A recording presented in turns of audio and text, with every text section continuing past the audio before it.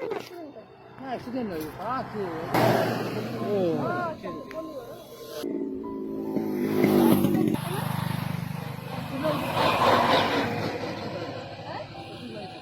ছেলে শ্বশুর বাড়ি থাকে, আপনি একাই?